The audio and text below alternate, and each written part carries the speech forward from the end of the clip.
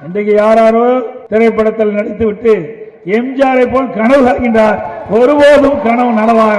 புரட்சி தலைவர் எம்ஜிஆர் அவர்கள் உயிரோடு இருக்கின்ற பொழுது கொடுத்து கொடுத்து சிவந்த கரத்துக்கு சொந்தக்காரர். இந்த மண்ணிலே மறைந்தாலும் அவர் இன்றைக்கும் மக்கள் மனதிலே வாழ்ந்து கொண்டிருக்கின்றார். அவர் இறந்த பிறகும் தன்னுடைய சொத்துக்களை வாய் பேசாதவர் காது கேளவருக்கு தன்னுடைய சொத்தை கொடுத்து அந்த குழந்தைகளை காப்பாற்றிய பெருமை நம்முடைய தலைவருக்கு ஒருவருக்கு மட்டும்தான். திரைப்படங்களில் மக்களுக்கு என்னெல்லாம் செய்தோம் என்று சொன்னாரோ அவை எல்லாவற்றையும் முதல்வராக வந்து செய்து காட்டியவர் நம்முடைய தலைவர் புரட்சி தலைவர் எம்ஜிஆர் அவர்கள். கல்வி பொருளாதாரத்தில் ஒரு சமூக புரட்சி செய்தார்.